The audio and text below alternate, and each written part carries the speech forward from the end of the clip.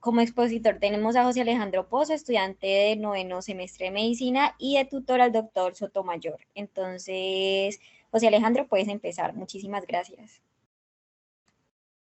Listo, Isa. Muchas gracias. ¿Me confirman que se escuche bien, por favor? Sí, se está escuchando bien. No se va a escuchar bien. Listo, muchas gracias. Bueno, entonces, esta es la segunda charla de los síndromes coronarios agudos y hoy vamos a abordar lo que es el infarto agudo de miocardio sin elevación del ST y vamos a tocar también el tema de la angina inestable. Empecemos entonces con un caso clínico. Se trata de un paciente masculino de 59 años con antecedentes de hipertensión arterial, dislipidemia y un accidente cerebrovascular, quien es traído por su familia a urgencias por desorientación y confusión asociado a dolor de pecho de inicio súbito.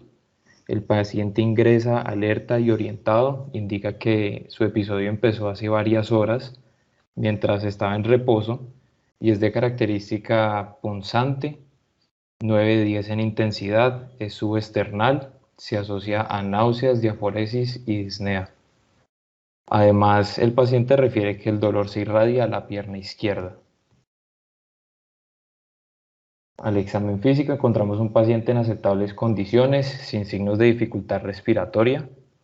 Los signos vitales son de 62 latidos por minuto, 18 respiraciones por minuto, una presión de 96,47 milímetros de mercurio a febril y saturando normal.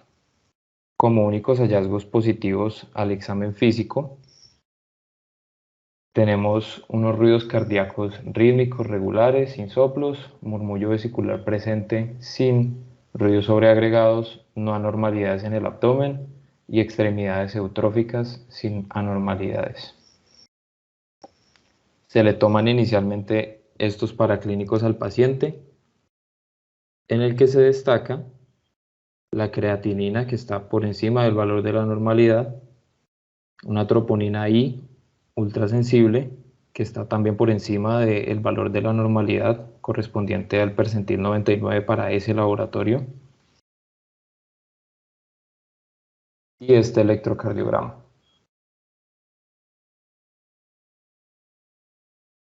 Se le toma además al paciente esta radiografía de tórax.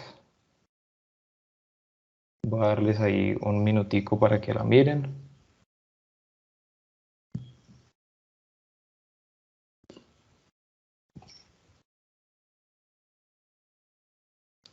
Y en este punto me gustaría preguntarle a alguno de ustedes cuál es su impresión diagnóstica, qué manejo iniciaría, si necesitan que me devuelva a la historia o a los paraclínicos que les mostré, me dicen.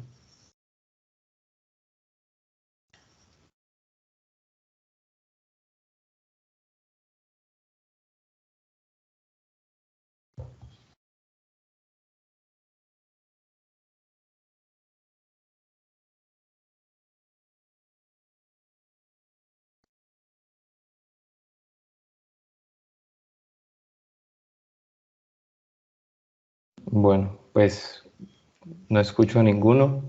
Les voy a volver a mostrar. ¿Sí? ¿Quién habla, perdón?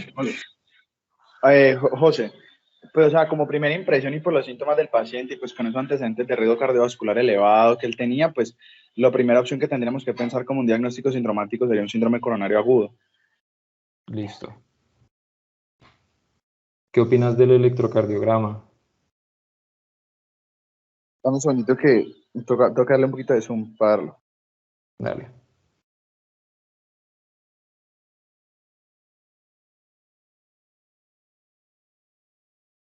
Pues en la parte del electrocardiograma, en las derivadas, lo primero que hay que ver es que esté bien tomado. Sí, aparentemente sí, hay unos cambios de repolarización que, si mal no estoy, están en las ondas TD1 y de B1, B2, B3, B4 y B5, con unas ondas T invertidas. Incluso pues podría hablarse hasta de un Sokolov positivo en las derivadas B4, B5 y B6, por ejemplo, que sugieran también una hipertrofia ventricular izquierda, aunque pues eso es solamente por eco, que uno puede saber, pero pues es como a grandes rasgos lo que yo sacaría del electro. Listo, muy bien. ¿Y de la radiografía? Pues lo primero que me llama la atención es que está un poquito mal inspirada, no sé si es una radiografía, lo primero de todo es AP. Lo otro es que también hay una evidente cardiomegalia, pues no tengo para medir, pero a mí me daría la impresión de que tiene un índice cardiotorácico pues desproporcionado, que subiera una cardiomegalia. No alcanzo a ver bien el botón aórtico, pues que esté con alguna normalidad y no se ven como focos de consolidación ni de derrame, al menos en el lado derecho. En el lado izquierdo no se alcanza a ver, pues con una lateral de pronto podríamos verlo un poquito mejor, pero por ahora con lo único que diría es una cardiomegalia. Listo, muy bien, muchas gracias, José. Entonces, efectivamente, en el electrocardiograma vemos un ritmo sinusal, frecuencia cardíaca normal y destacan pues, los autores del caso eh, inversiones de la onda T simétricas en las derivadas precordiales de B3 a B6 y, como vos mencionaste, con evidencia de hipertrofia ventricular izquierda. Y en la radiografía de tórax, campos pulmonares limpios y cardiomegalia, y ellos también describen una aorta tortuosa. Bueno, entonces, empezando con la presentación, es importante recordar las definiciones del síndrome coronario agudo. Entonces, el infarto agudo de miocardio con elevación del ST, ya lo hablamos la vez pasada, se considera persistente una elevación del ST cuando esta dura más de 20 minutos, y esto refleja la obstrucción total o subtotal aguda, lo más importante, del vaso. Y por la naturaleza del compromiso transmural del miocardio, esto demanda terapia de reperfusión inmediata una vez se reconoce.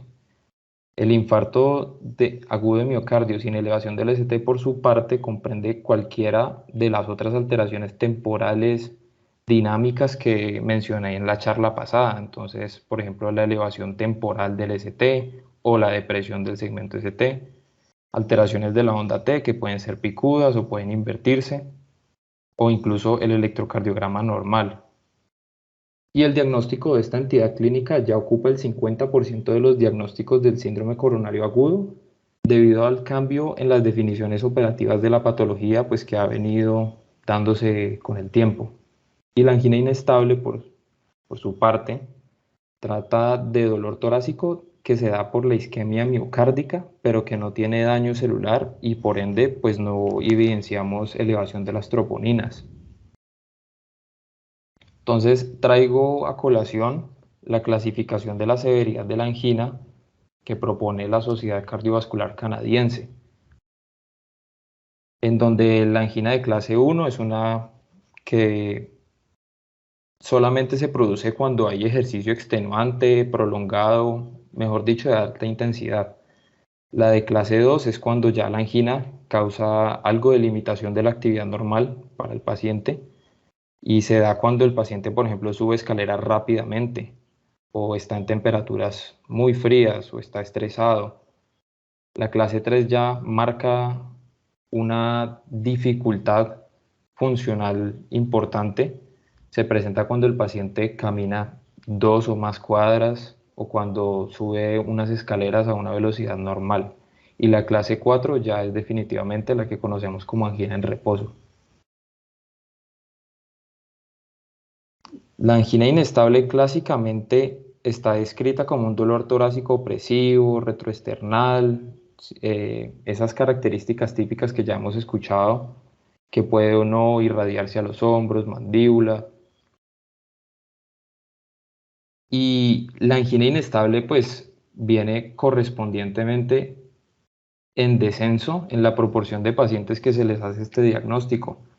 Y pues va de acuerdo con la aparición de la medición de troponinas ultrasensibles, que permite la detección muy temprana del infarto agudo de miocardio sin elevación del ST.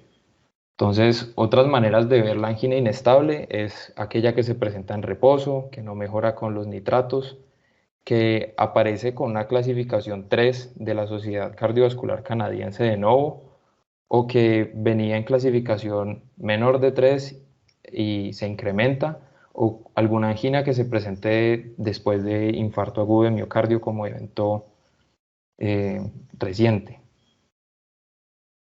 Entonces volvemos a reiterar la definición de infarto agudo de miocardio. teniendo en cuenta primero que el daño miocárdico es la detección de un valor de troponinas por encima del percentil 99 del límite superior de la normalidad. Se considera que un daño miocárdico agudo es tal cuando hay por lo menos dos valores y uno de ellos es superior al percentil 99 y el segundo valor desciende o aumenta. Algunos autores se refieren por lo menos en un 20% a este cambio. Y ya hablamos de infarto agudo de miocardio cuando además de estos criterios de daño agudo, tenemos evidencia clínica suficiente para pensar en isquemia miocárdica.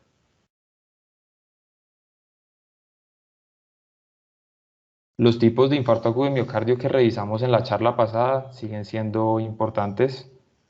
Tenemos como infarto de miocardio tipo 1, aquel que se da por la ruptura de la placa aterosclerótica y es el más común en nuestro medio. El tipo 2 es aquel que se caracteriza por un desequilibrio entre el aporte y la demanda de oxígeno por causas no relacionadas con la aterotrombosis. Entonces aquí tenemos, por ejemplo, hemorragias que comprometen la oferta de oxígeno al corazón, taquiarritmias sostenidas que se manifiestan como isquemia miocárdica, vasoespasmo coronario, hipotensión, embolismo coronario, entre otros. El infarto tipo 3, que es aquel que se detecta patológicamente en el paciente cuando ya fallece, no alcanzamos a hacerle una medición de troponinas o un electrocardiograma que confirme el diagnóstico. Y el infarto de miocardio tipo 4, que es aquel que se da con una elevación de troponinas relacionados con una intervención coronaria percutánea. Característicamente es importante pues recordar que esto involucra el infarto durante el procedimiento, por reestenosis intrastent o por trombosis del stent, y que las troponinas en esta clasificación, el infarto tipo 4, deben elevarse 4 o más veces por encima del percentil 99 de la medición del laboratorio. Y el infarto tipo 5 es el relacionado con el bypass y en este caso no hablamos de 4 veces o más, sino de 10 veces o más. La elevación de las troponinas superior al percentil 99 de la normalidad. Entonces volvemos a hablar de angina típica y atípica. Ya hablamos de que la relevancia clínica pues ha venido disminuyendo. Perdóname, yo te quería Sí, decir doc. algo. Qué pena, estoy levantando la mano ahí, pero Ah, qué pena, doc, antes es de que no la veo. Cuénteme. el doctor que habló fue José David, ¿cierto? Sí, sí, doctor. En este contexto, diferente a la clase pasada, chicos, siempre hay que tener en cuenta que los criterios que estás dando ahí, José, son... Devuélvete un poquito, devuélvete un poquito. Devuélvete a las 3, angina inestable, eso, Listo. ¿cierto? Cuando tenemos estas cosas, claramente, y como en la clase pasada, un paciente con infarto agudo del miocardio es fácil con infarto agudo del miocardio, con elevación del ST es muy sencillo de diagnosticarlo. Dolor, síntomas anginosos y el electro con elevación del ST, listo, diagnóstico, cateterismo, ¿cierto? Lo conversamos. ¿Sí? Pero en este caso, para hablar de una angina inestable, un síndrome coronario agudo sin elevación del ST, nos faltan más elementos diagnósticos, ¿cierto? Y una indagación un poco más profunda por todos los contextos fisiopatológicos que vas a dar. Aparece el valor de la troponina como un elemento importante. Sin troponina nos queda muy difícil diagnosticarlo. La sospecha diagnóstica está. Pero entonces yo quisiera darles esto desde el enfoque de un internista que soy yo en urgencia, y es el problema cuando están empezando, que están recién graduados, que todo dolor en el pecho con riesgo cardiovascular es un infarto, ¿cierto? Y no siempre es así. Hay otros elementos que suceden como la angina inestable, el espasmo esofágico, el opérculo torácico, el puente intramiocárdico, ¿cierto? Entonces, yo los invito a que tengan en la cabeza el síndrome coronario sin elevación del ST, pero siempre el primer acercamiento a este paciente que estamos viendo aquí, que es dolor torácico, y a determinar si es anginoso, no anginoso, cardíaco, no cardíaco, listo. No casarse tan rápido con eso, probablemente lo sea, tiene signos y criterios, tiene infra del ST, parece, pero nos hemos llevado sorpresas. Y el problema es que cuando uno piensa en síndrome coronario agudo y no le salen las troponinas y después no le sale, se va en blanco en el cateterismo y uno queda con un diagnóstico perdido y el paciente sigue con la molestia.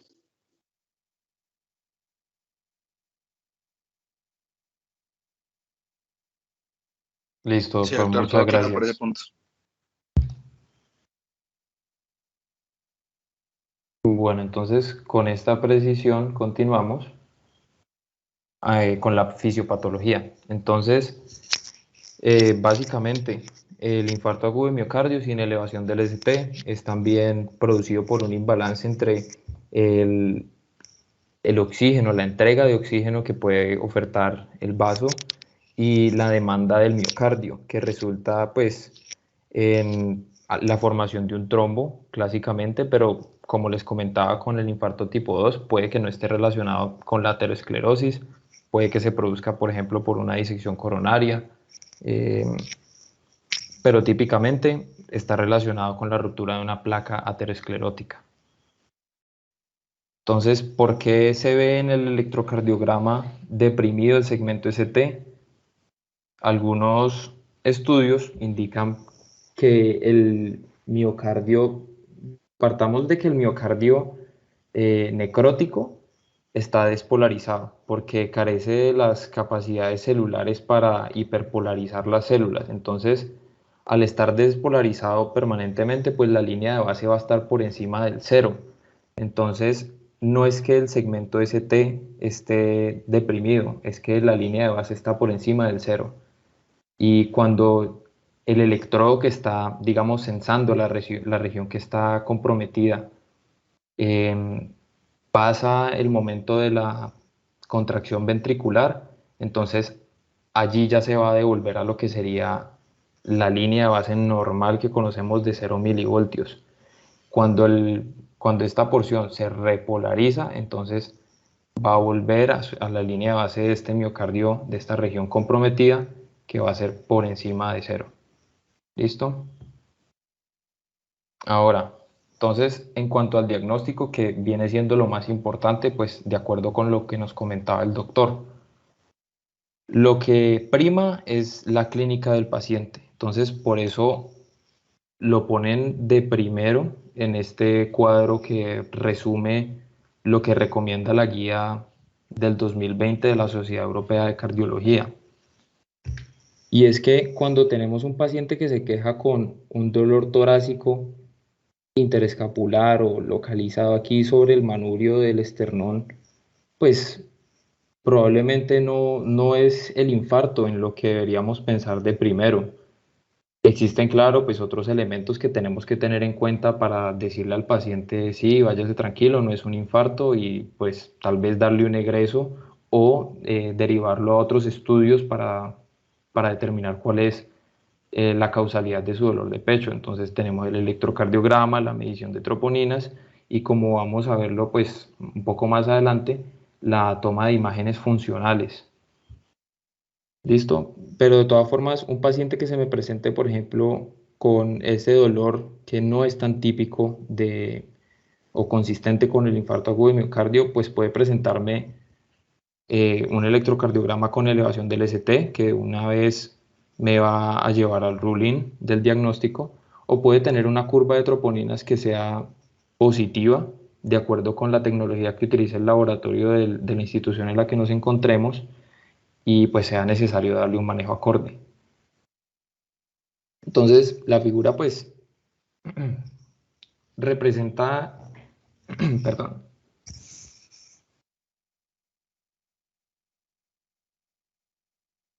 la figura representa el espectro de posibilidades en la evaluación del caso del paciente.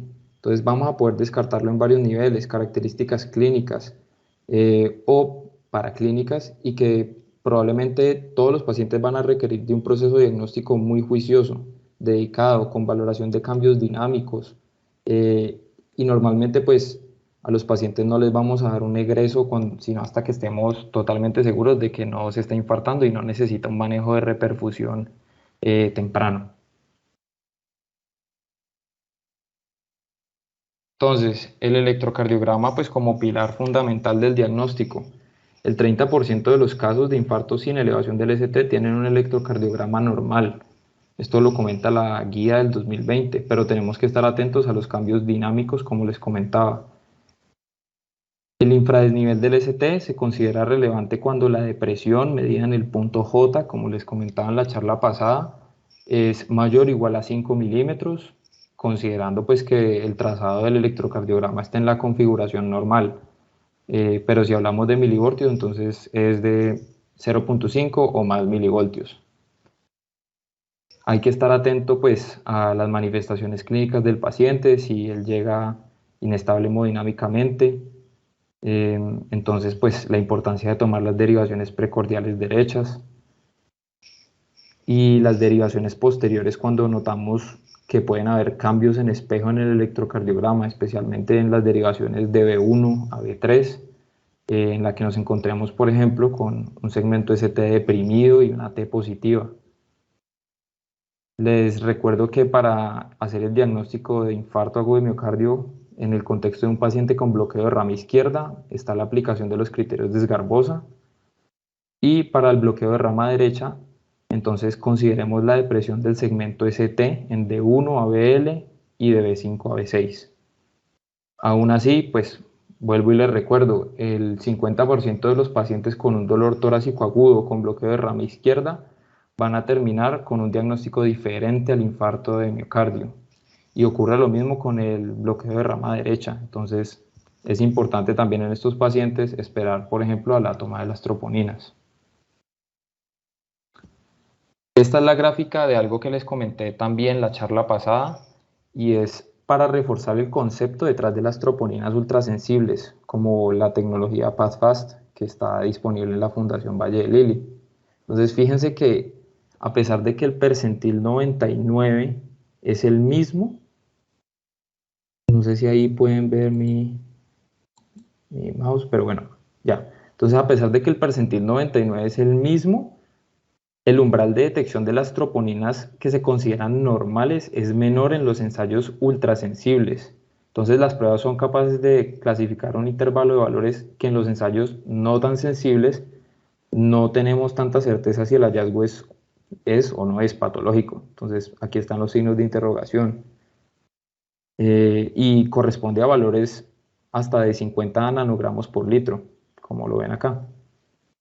Entonces, les recuerdo los puntos de corte en la fundación: 27.9 nanogramos por litro en hombres mayores a 21 años y 20.3 nanogramos por litro en mujeres mayores a 21 años también. Y en estos ensayos, la guía del 2020 es enfática en que entre más alto es el valor de las troponinas ultrasensibles, es más la razón de verosimilitud para el infarto agudo de miocardio. Entonces, por ejemplo, una elevación de 5 veces sobre el percentil 99 tiene un valor predictivo positivo mayor al 90% para infarto agudo de miocardio. No olvidemos que existen otras causas de elevación de las troponinas: taquiarritmias, emergencias hipertensivas, miocarditis, síndrome de Takotsubo, sepsis, enfermedad renal crónica. Y hay otras causas que se pueden dar en el paciente con dolor de pecho: tromboembolismo pulmonar, disección aórtica. ¿Listo? Entonces, ya hablando del algoritmo diagnóstico que se propone en la guía más reciente, son muy enfáticos en que lo de ahora es hacer un algoritmo con rule in, rule out de 0 y 1 hora. Como segunda opción, en caso de que no sea posible hacerlo como ellos lo recomiendan de primera, hacerlo en 0 a 2 horas. Y estos tiempos son los del momento de la toma de la muestra, no la del reporte del resultado. También son enfáticos en que lo que necesitamos para hacer el diagnóstico son las troponinas. Otras moléculas como la fracción MB de la creatinquinasa, la copeptina, son útiles, son válidos para estudios, pero no deberíamos apoyarnos mucho en estos valores para el diagnóstico inicial. Este es el algoritmo diagnóstico que nos propone la guía. Y De entrada, pues un dato importante es que reportan que el valor predictivo negativo para pacientes en los que se descarta infarto agudo de miocardio excede el 99% en varias cohortes, y el valor predictivo positivo para el rule-in es del 70 al 75%. No es tan alto como quisiéramos, y por eso es importante las pruebas adicionales como las imágenes funcionales que les comentaba. Entonces, la función del algoritmo es identificar rápidamente a los pacientes que pueden ser manejados ambulatoriamente o que vamos a derivar a un manejo de otra causa del dolor de pecho. Y no significa por esto pues que los pacientes no necesiten ningún tipo de estudio posterior. Entonces, aquí hay varios contextos en los que vamos a tomar decisiones rápidamente. Entonces, por ejemplo, una troponina inicial que me dé muy baja, pues fácilmente vamos a derivarlo al rule out, pero por el contrario, una troponina que me dé alta o muy alta, dependiendo del ensayo, entonces vamos a derivarlo rápidamente al rule in. El rule out también se puede hacer cuando tenemos una curva negativa, y el rule in se puede hacer cuando tenemos una curva positiva. Ya les voy a mostrar en el ensayo que se hace, por ejemplo, en la fundación, esto cómo sería. Pero existen un porcentaje de pacientes que corresponde aproximadamente al 20% de los casos en los que no estamos seguros pues qué habría que hacer, y ellos van a requerir una observación muy juiciosa, toma de ecocardiograma y tercera valoración de troponinas a las 3 horas, como dice acá, entonces 2 horas después de la segunda toma. Y pues algunos hallazgos imagenológicos nos pueden sugerir que el paciente finalmente sí tiene el infarto agudo de miocardio, y debemos decidir, según el juicio clínico, en dónde vamos a manejar el paciente. Entonces, se recomiendan como estudios selectivos para estos pacientes la angiografía coronaria para aquellos en los que sospechamos con alto nivel de seguridad infarto agudo de miocardio sin elevación del ST, pero están también disponibles el ecoestrés y el angiotac de coronarias para casos con menor grado de sospecha de este diagnóstico.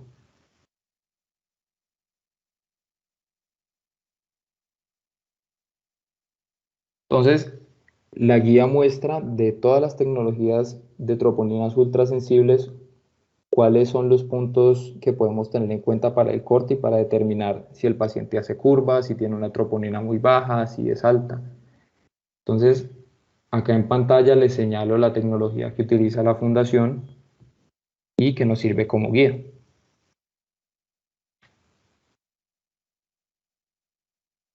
Entonces, existen además confusores de las troponinas, incluyendo la edad, pues al presentarse como un surrogado de la posibilidad de enfermedad cardiovascular, es decir, en un paciente, por ejemplo, de 22 años, pues no vamos a pensar probablemente que tenga una enfermedad aterosclerótica que pueda asociarse a su cuadro, y puede ser un confusor. La enfermedad renal crónica, que muchas veces simplemente se ve una elevación de las troponinas, y pues lo más común es pensar que simplemente porque no le funcionan bien sus riñones, entonces por eso tiene las troponinas elevadas, pero realmente se ha visto que los pacientes con enfermedad renal crónica pueden tener igualmente la elevación asociada a un síndrome coronario crónico o a otras patologías cardiovasculares, y no por eso deben ser desestimados. El sexo y el tiempo de instauración de los síntomas. Entonces, respecto al tiempo, pues recordemos la curva. Las troponinas toman un tiempo para elevarse, entonces tal vez al principio del cuadro nos llega un paciente con una hora de presentación, no va a tener las troponinas elevadas desde el principio, y es aquí cuando está pues la importancia del juicio médico en cuándo vamos a darle un egreso temprano al paciente o no. Este es el cuadro que resume el proceso diagnóstico, y entonces vamos a tener básicamente los siguientes momentos para hacer un rule-in. Entonces, de inicio, el paciente que se presenta en shock o que necesita reanimación cardiopulmonar o tiene elevación del segmento ST, de una vez rule-in. Ninguna de estas cosas, entonces Igual, pues vamos a tomar el electrocardiograma en 10 minutos, como les comenté en la charla pasada, y vamos a interpretarlo rápidamente. Vamos a tomar la primera troponina al momento de ponerle también los electrodos del electrocardiograma y vamos a esperar el resultado de esa troponina. Entonces, si de una vez nos da alto, rule in. Si no, si da muy bajo, rule out. Pero si estamos ante la duda, y en la mayoría de los casos realmente se toman las dos troponinas, a pesar de que la primera de baja. Si la curva es positiva, rule in. Si la curva es negativa o la segunda troponina sigue siendo muy baja, rule out. Pacientes que el 20% de los casos vamos a tener que seguir observándolos, ecocardiograma y la tercera troponina. José, disculpa, ¿puedes Sí, aclararle doc. qué es una curva negativa a ellos para que no se confundan? Listo, doc. Entonces, por ejemplo, en este caso, el paciente se nos presenta, vamos a hacerlo con el algoritmo de 0 y 1 hora. El paciente se nos presenta al servicio de urgencias, tiene manifestaciones de dolor de pecho de hace unas horas, como el caso del paciente que vimos al principio. Se le toma la troponina a las 0 horas y nos da 5 con la tecnología PathFast. Se le toma la troponina de la hora 1 y nos da 5. Eso es una curva negativa, no es suficiente. Pero si en cambio nos dio ese mismo paciente, medición inicial 5 de troponina, nanogramos por litro, y después nos da 25, ya es suficiente para hablar de un rule in positivo. ¿Listo? Troponina alta, que hace rule in también desde el principio, si nos da más de 90, igual o más de 90. ¿Listo? No sé si Doc quiere agregar algo ahí. Hay que tener en cuenta que la curva de troponina positiva es un valor que cambia un 20% para arriba o para abajo. Es decir, como dices tú, tenía 5 y subió a 25, ¿cierto? Pero también tenía 20, o no, póngalo usted 22 y bajó a 4, ¿cierto? Sin una causa confusora como falla renal o sepsis, uno tiende a interpretar esto como una curva positiva, para arriba o para abajo. ¿Por qué la curva es positiva? Por el periodo en el tiempo en el que estamos encontrando al paciente. Uno puede encontrar un paciente que esté recientemente infartándose, ¿cierto? Por lo que los biomarcadores en la hora 0 son negativos o todavía no tienen un valor significativo. Y que posteriormente, en una hora, cuando ya hay más muerte de miocardio, pues se tiende a positivizar. También podemos encontrar el otro lado, ¿cierto? Como la troponina tiene una vida media corta, no es tan larga, es más larga que la CPK, BB y estas cosas, pero uno puede encontrarla en el tiempo en pacientes que llevan más tiempo con dolor torácico. Imagínense que les llega un paciente que tiene dolor desde la mañana, es medianoche, ¿cierto? Y no había ido porque, por cualquier motivo, pasa mucho. Llega y la troponina está en 22, 25, un valor que les da confusión, ¿cierto? Y luego le hacen en la madrugada la siguiente troponina y esta bajó. Entonces probablemente lo que está pasando es que la troponina que se liberó en sangre después de la muerte del músculo miocárdico se está haciendo depurada, ¿vale? Y también es un delta positivo. ¿Sí quedó claro?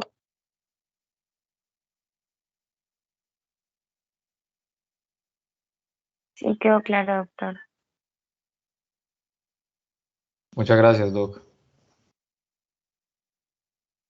Bueno, entonces empezamos ya con la evaluación la estratificación del riesgo. Entonces, de entrada, la guía nos dice que si vamos a hacer un puntaje con un modelo de riesgo, recomiendan el GRACE, aunque con una intensidad de la recomendación menos alta que en las guías pasadas. Entonces, el mensaje que quiero que se lleven de esto es que hacemos el GRACE, por ejemplo, por encima del TIMI, que lo proponen en la guía de la AJA del 2014, pero aún así el GRACE pues no es tan recomendado. Y lo que les decía de los otros biomarcadores. Entonces, conocemos los péptidos natriuréticos PNP y el N-terminal proBNP como biomarcadores que nos ayudan a estimar el riesgo de muerte y de desarrollo de falla cardíaca o fibrilación auricular. Y la cuantificación de estos péptidos pues, puede ser de ayuda cuando el equipo está decidiendo entre una intervención coronaria percutánea o el bypass.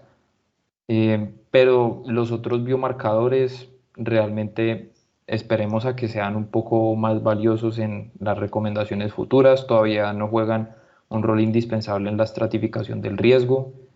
De todos los biomarcadores, pues como les comentaba en la charla pasada, el que nos podría ser un poco más útil en el diagnóstico de reinfarto es la fracción MB de la creatinquinasa, pero no llegan al nivel de importancia del Graves o de los péptidos natriuréticos.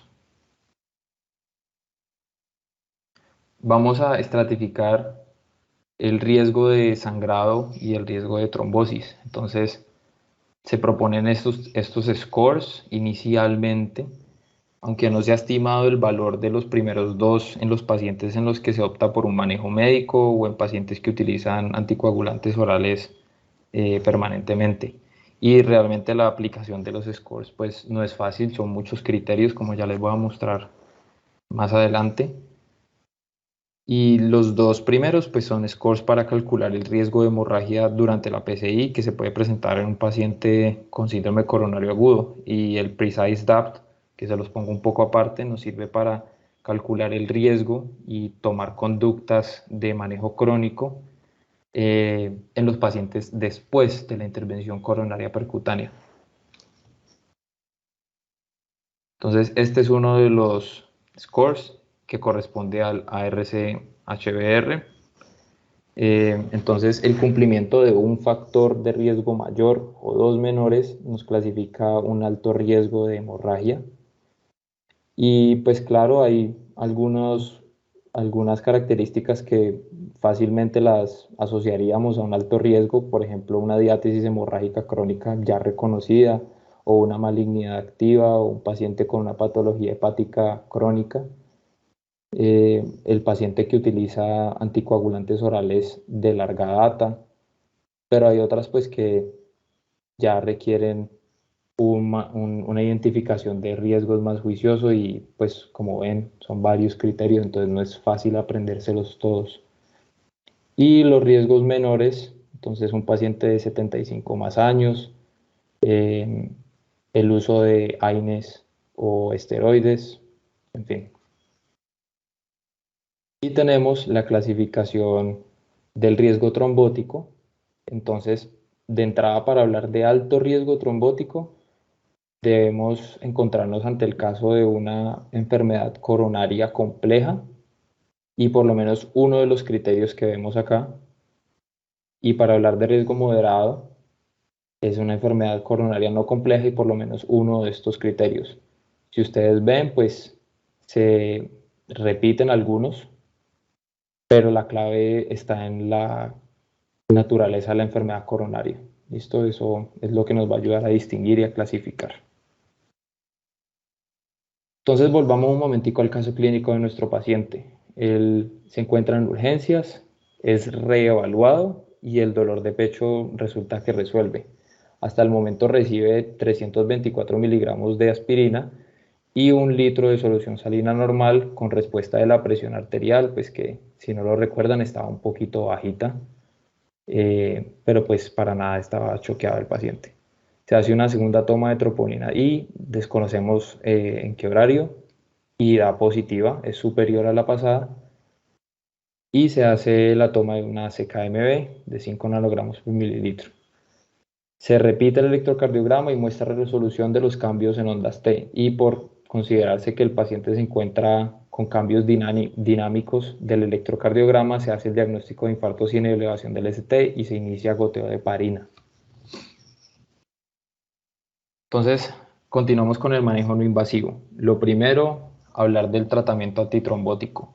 Y la guía del 2020 empieza con una diferencia respecto al manejo del infarto con elevación del ST y es que aquí no se recomienda hacer pretratamiento con inhibidor de P2Y12, porque al momento de la publicación de la guía no se conocía por ensayos grandes que mostraran un rol benéfico de esta terapia como abordaje, como manejo inicial.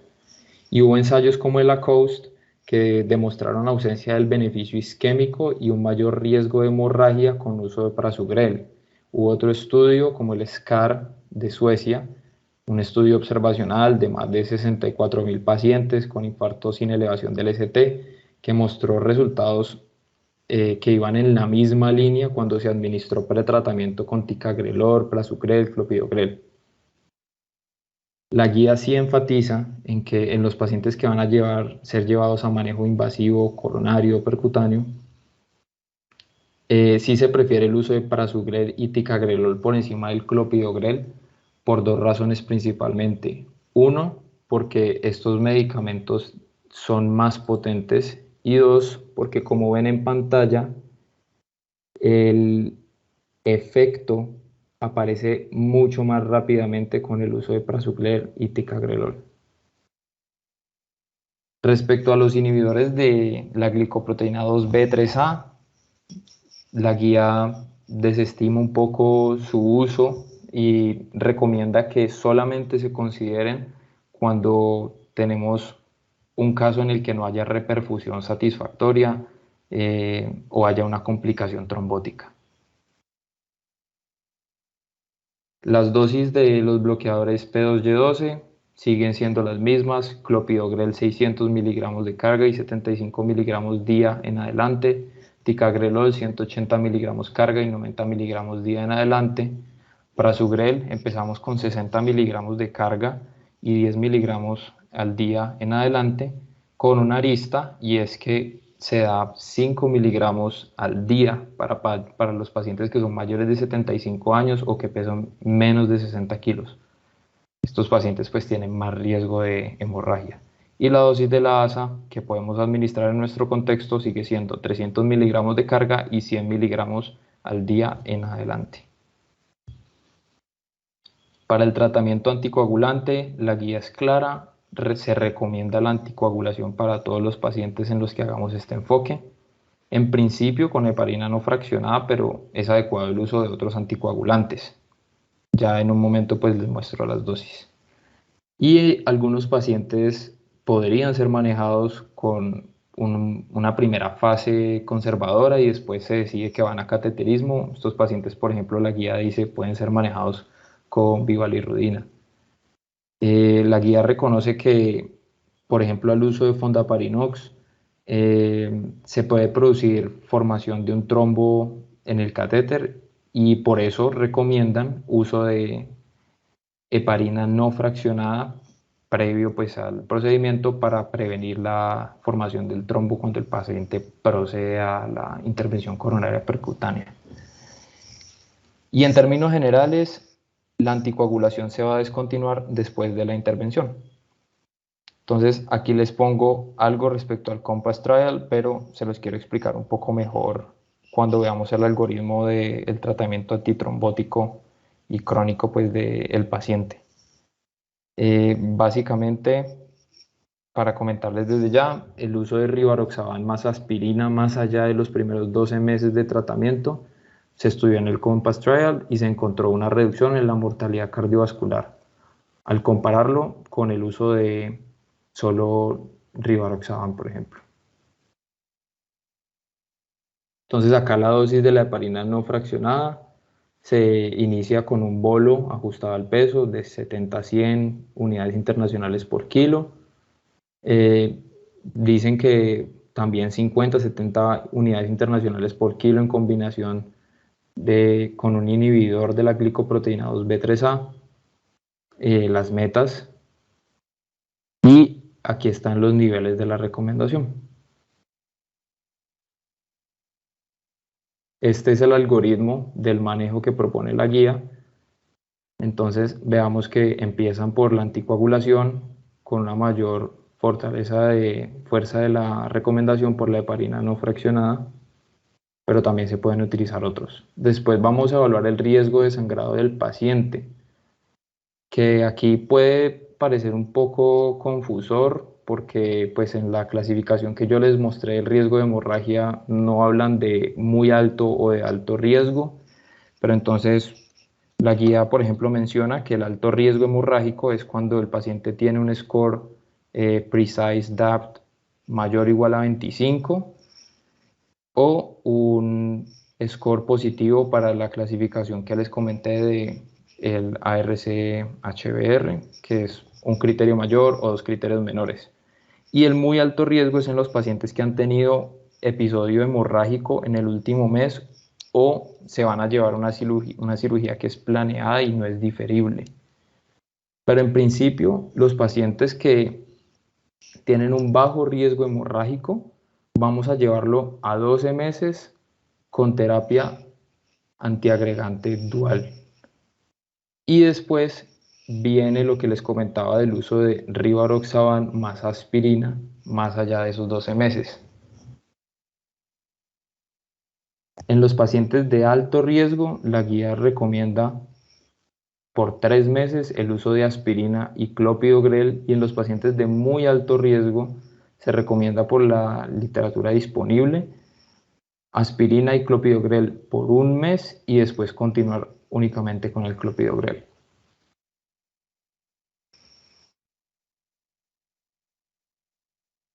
Respecto al manejo antiisquémico del paciente, entonces se sigue recomendando el uso de los nitratos intravenosos sublinguales, pues no están disponibles en nuestro medio, y la iniciación de tratamiento beta bloqueador en los pacientes con síntomas de isquemia que aún siguen curso y que no tengan contraindicaciones para su uso. Y los pacientes que tengan angina que le sospechamos se debe a un vasoespasmo, podemos empezarles calcioantagonistas con una fuerza de recomendación 2B. Este esquema lo que nos propone es cómo manejar la terapia antitrombótica en los pacientes que tienen fibrilación auricular,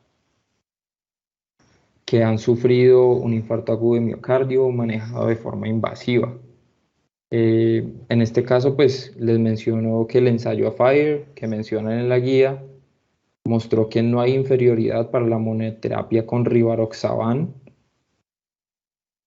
y es más seguro utilizar monoterapia contra los eventos hemorrágicos comparados con la terapia doble. De todas formas, pues vamos a clasificar primero al paciente si vamos a propender por una estrategia predeterminada, iniciar una semana de terapia triple y después llevar al paciente con una doble antiagregación hasta los 12 meses y después pasar al uso de un DOAC solamente. O si el paciente tiene alto riesgo, pues vamos a hacer doble terapia por 6 meses y después vamos a llevarlo con un DOAC únicamente. Si tiene un alto riesgo isquémico, 1 mes de terapia triple y después del primer mes a los 12 meses, terapia doble para terminar otra vez con el DOAC, con Rivaroxaban. Respecto al manejo invasivo, entonces vamos a tener en cuenta otra estratificación del riesgo y ya tiene que ver con el riesgo de que el paciente pues presente un desenlace adverso dado el caso del infarto agudo de miocardio sin elevación del ST. Entonces, como les comentaba, vamos a iniciar rápidamente el proceso diagnóstico y vamos a reconocer si nos encontramos en una institución que tiene posibilidad de hacer intervención coronaria percutánea y si no, vamos a mandarlo lo más rápido posible. Si el paciente está inestable hemodinámicamente, está en choque o está en falla cardíaca claramente relacionada con el infarto que está sufriendo, entonces el paciente es de muy alto riesgo y vamos a propender por la intervención en menos de 2 horas. Si en otro caso el paciente es de alto riesgo y no cumple con ninguno de estos criterios, entonces vamos a darle manejo con un poco más de tiempo, hasta 24 horas. Pero si el paciente no cumple con ninguna de estas características, entonces el paciente consideramos que es de bajo riesgo y aún así el manejo recomendado es la terapia invasiva, pero electiva. La guía habla de un tratamiento conservador y en qué contextos ofrecerlo. Pacientes con comorbilidades múltiples, frágiles o pacientes oncológicos o pacientes pues, que tienen como preferencia no recibir la terapia de reperfusión invasiva. Pero en estos casos hay que aclarar, la mortalidad intrahospitalaria de estos pacientes va hasta un 10%, pero se eleva hasta un 20% al año del evento y hasta un 50% a los 3 años del evento. Ya para ir finalizando, se habla también del MINOCA y entonces este es el caso de un infarto agudo de miocardio que no está relacionado con una obstrucción coronaria aterosclerótica. Entonces, para hablar de MINOCA debe cumplirse con la definición, la cuarta definición del infarto de miocardio y debemos evidenciar que en la angiografía no hay arterias obstruidas, o sea, una estenosis igual o mayor al 50% de algún vaso epicárdico, y esto incluye a los pacientes con arterias coronarias normales, irregularidades de la luz del vaso o con lesiones ateroscleróticas moderadas y que no tengan ningún diagnóstico alternativo que sea tan probable como este. Para el diagnóstico definitivo de MINOCA, reconoce la guía que hay hasta un 25% de los pacientes que egresan de la hospitalización y no se identifica la causa, y es por esto que existe la importancia de la toma de una cardiorresonancia, que además nos va a ayudar a distinguir entre las otras posibilidades que el paciente pueda tener como causa de su presentación clínica. La guía propone un sistema de semáforo que nos va a ayudar a guiarnos hacia el diagnóstico definitivo, y en caso de los descartes pues hablamos de el MINOCA.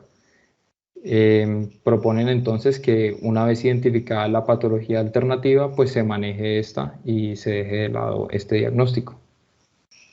Entonces el manejo inicial de los pacientes con MINOCA podría incluir aspirina, estatinas, el IECA o el ARA y los calcioantagonistas. Sin embargo, las recomendaciones indican que el manejo no aplica mucho para los criterios que se han reevaluado del MINOCA y por eso se deben atender estas sugerencias de tratamiento con cautela.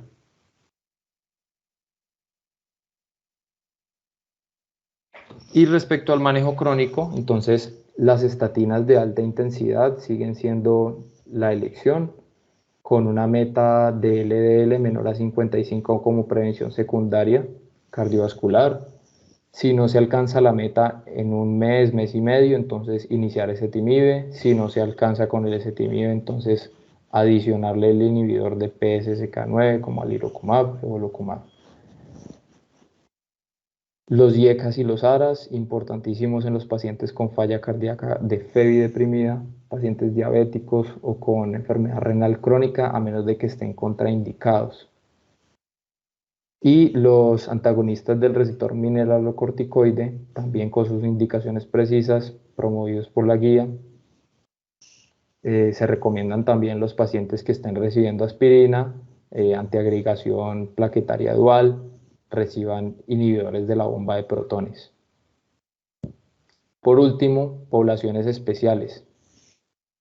Entonces, respecto a la falla cardíaca, la importancia de que el paciente que se presente en shock cardiogénico, angiografía emergente, como les he venido diciendo, el balón intraórtico, usarlo solo si hay complicaciones mecánicas de la bomba debido al infarto, y en la falla cardíaca hay un punto a destacar, y es que cuando se hace la intervención coronaria se maneja solamente el vaso culpable. Se ha venido discutiendo si un paciente es llevado a angiografía y se encuentran múltiples vasos comprometidos, como destaparlos todos de una vez. En el caso de falla cardíaca todavía no se recomienda. Respecto a la diabetes, entonces tamizaje y control bien estricto de la glicemia, y pues manejo con insulinas intrahospitalario, como lo conocemos. Para la enfermedad renal crónica, importantísimo el ajuste de dosis de medicamentos, pero recordemos que, por ejemplo, los inhibidores de P2Y12 no necesitan ajuste pues según la tasa de filtración glomerular. Y es importantísima también la prevención de nefropatía por contraste que puede presentarse cuando el paciente lleva angiografía. Entonces, la guía también propone la prehidratación y el manejo post-angiografía. Respecto a la anemia, la guía tiene un punto interesante y es que ellos hablan de transfusión con un umbral de hemoglobina de 8, normalmente se habla de 7, pero pues en este caso es así. Y respecto al paciente anciano, entonces se decide cómo manejarlo basándonos en los riesgos isquémicos, hemorrágicos, pero también en la expectativa de vida que el paciente tiene, las comorbilidades, la necesidad de que el paciente tal vez tenga de una cirugía, la calidad de vida, en fin, los riesgos y beneficios que podamos estimar de la revascularización. Bueno, entonces, terminando con nuestro caso clínico, el paciente durante la hospitalización sufre recurrencia de la angina, cifras tensionales 172-86 y la aparición nueva de un soplo sistólico increscendo decrescendo de intensidad 3 de 6 en el segundo espacio intercostal derecho y soplo diastólico indecrescendo 2 de 6 de intensidad en el reborde paraesternal izquierdo. El abdomen persiste depresible, no doloroso, sin soplos, pero se reconoce debilidad en la mitad izquierda y extremidades izquierdas con 4 de 5 de fuerza. Al paciente se le inició atorvastatina dosis de alta intensidad, metoprolol, infusión de nitroglicerina y continuó en goteo de heparina. Y se realizó un angiotac torácico que mostró lo siguiente. Bueno, no se inició terapia con inhibidor de P2Y12. Y el angiotac que ven en pantalla.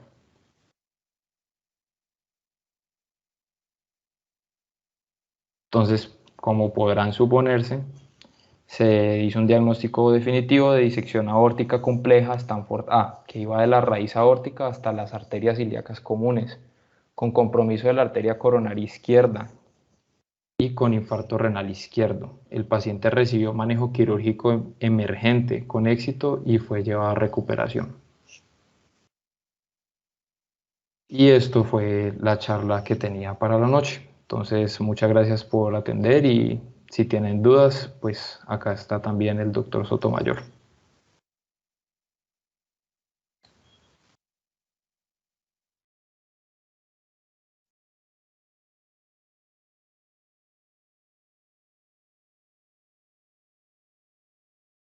José, muy buena charla.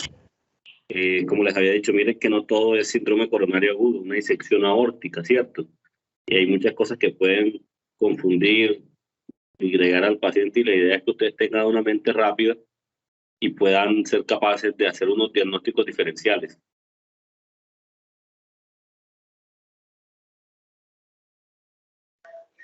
Doctor, a eso precisamente me va a remontar. Buenas noches. Era como para hacer la pregunta clínicamente, pues aparte, digamos, de como un síntoma típico en un síndrome coronario, pues el dolor en la pierna, o sea, que nos hubieran, como cuál era la pista para uno, digamos, pensar en una disección aórtica, digamos, clínicamente el paciente no se presentó como pues un caso típico de una disección aórtica.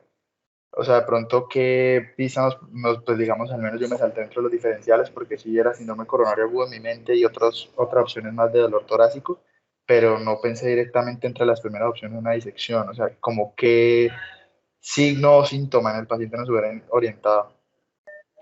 Bueno, entonces es importante esta pregunta porque es que lo que sucede es esto.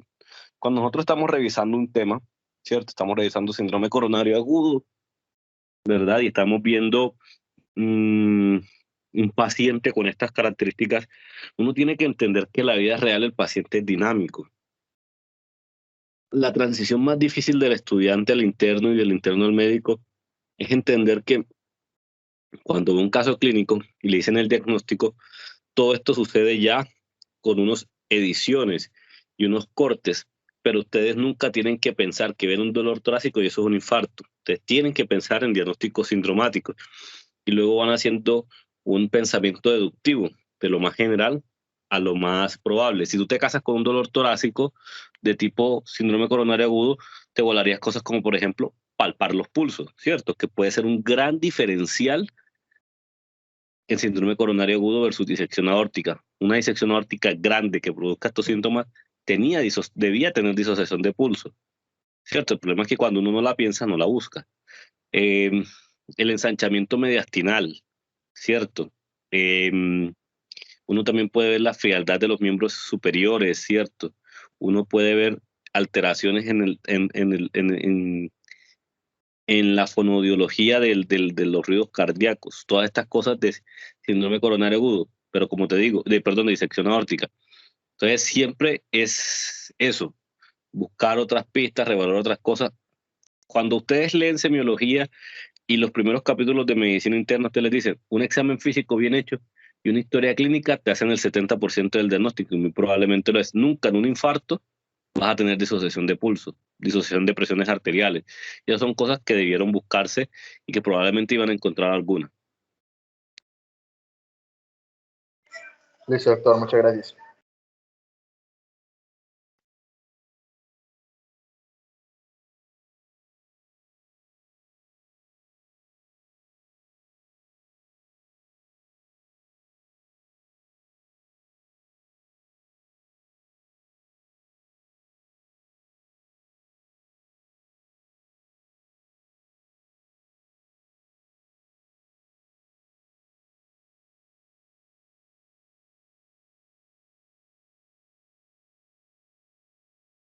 Doctor, tengo una pregunta que me escriben a WhatsApp. Dicen que no pueden prender el micrófono. Sí. ¿Que en qué pacientes se iniciaría después de los 12 meses iniciales, digamos pacientes de bajo riesgo de sangrado? ¿En qué pacientes se iniciaría después de los 12 meses solamente un inhibidor de PD2Y12 y no daría la terapia pues que propone el COMPASS de rivaroxaban más aspirina? Primero, la pregunta sería, ¿por qué no darías la aspirina? Algunas veces ni siquiera quedan con el rivaroxaban, sino solo con la aspirina, ¿cierto? ¿En qué pacientes? Entonces, toca pensar en pacientes que tengan intolerancia a la aspirina, que tengan demasiado sangrado gastrointestinal, úlcera asociada a la aspirina y estas cosas. Uno podría revalorar estas causas, ¿cierto? De pronto que aparezca un paciente con una patología agregada como una fibrilación o un tromboembolismo o cualquier otra cosa que implique un anticoagulante, pues lo ideal sería quitar la aspirina y dejarlo con el inhibidor de P2Y12, más otras cosas, ¿cierto? Ciertas interacciones medicamentosas serían como las que uno pensaría. De resto, no hay como mayor cosa para pensar en dejar el P2Y12 sobre la aspirina en el 12º mes. Listo, gracias. ¿Alguna otra pregunta sobre la exposición o para el doctor?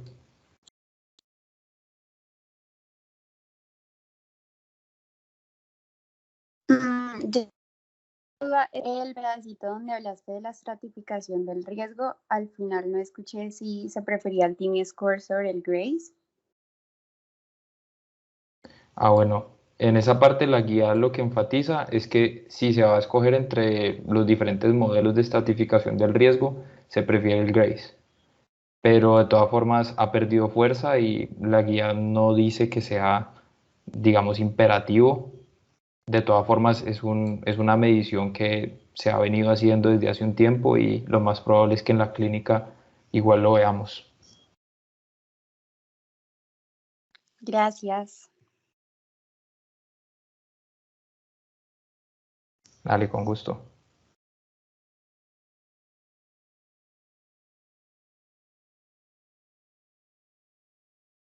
Bueno, al parecer no hay más dudas. Yo creo que ya podemos terminar la charla. Muchísimas gracias, José Alejandro, y al doctor Sotomayor por estas dos charlas. Estuvieron muy interesantes y pues a todos los que se conectaron. Gracias a ustedes por la invitación y les recuerdo que en noviembre va a ser el Cardiolili y harán temas muy interesantes para complementar toda la parte cardiovascular, así que están cordialmente invitados. Muchas gracias por todo, doctor. Muchas gracias, José. Muy buena profe. charla. Gracias. Gracias, doctor. Listo, gracias a todos y muchas gracias, doctor. Excelente charla. Esté bien, los felicito. Excelente actividad. Que pasen buena noche.